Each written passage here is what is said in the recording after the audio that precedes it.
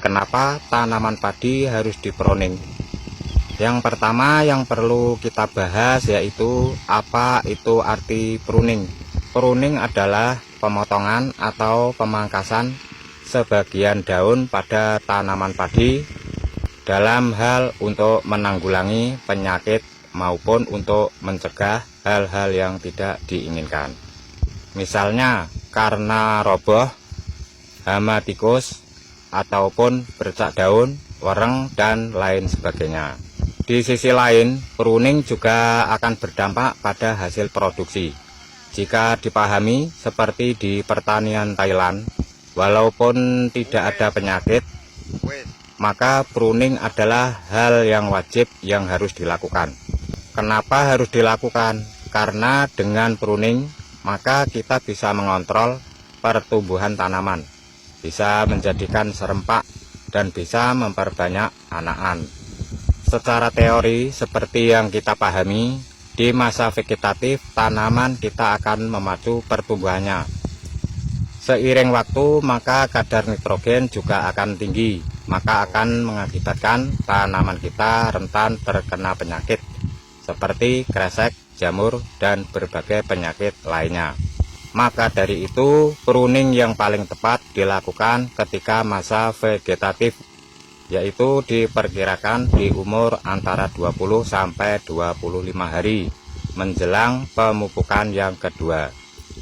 Kenapa dilakukan setelah menjelang pemupukan yang kedua atau di umur 20 sampai 25 hari? Karena di situ kita akan menghentikan serentak atau dinamakan dengan stressing tanaman padi kita. Kita hentikan dengan mempruning atau memangkas sebagian batang daun, diperkirakan 1 jengkal dari bawah. Lalu setelah pruning selesai, maka kita tabur dengan pemupukan yang kedua dengan dosis yang disesuaikan dengan lahan masing-masing. Maka laju pertumbuhan dari tanaman itu akan berjalan dengan serentak dan sempurna. Karena ada berhenti sejenak, makanya ketika ada anakan yang paling bawah, dia pun pertumbuhannya akan racak.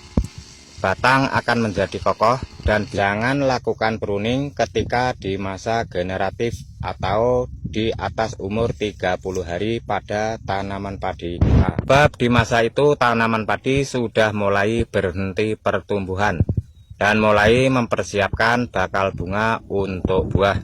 Maka ketika di periode masa generatif ini, jika kita melakukan pruning, maka hal-hal yang tidak kita inginkan itu akan terjadi. Seperti halnya setelah padi jebrul, maka dia akan seperti padi singgang, yaitu ureanya sedikit, pendek, dan lain sebagainya.